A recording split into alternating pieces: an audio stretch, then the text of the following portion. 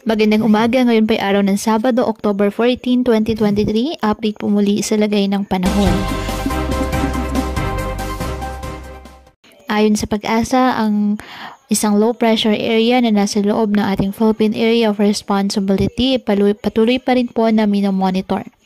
Huling namataan dyan po sa may west-northwest ng Puerto Princesa City, Palawan. Ang nasabing low pressure area ay nakakaapekto na po ang trough sa ilang bahagi ng ating bansa.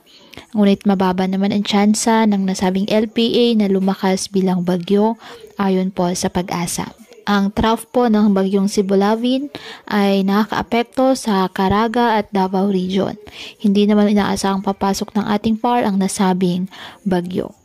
Northeasterly surface wind flow nakakaapekto naman ngayon sa Northern Luzon.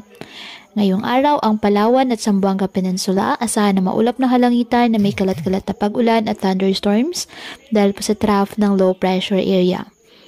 At ang Caraga at Davao Region asahan na maulap na halangitan na may kalat-kalat na pag-ulan at thunderstorms dahil sa trough ng Super Typhoon Bolavin. Ang Batanes, Cagayan, Isabela, Apayao at Abra asahan na bahagyang maulap hanggang sa maulap na halangitan with isolated light rains dahil po sa northeasterly surface wind flow at ang nalalabing bahagi ng ating bansa kasama ang Metro Manila, bahagyang maulap hanggang sa maulap na halangitan with isolated rain showers or thunderstorms dahil po sa trough ng low pressure area at localized thunderstorms.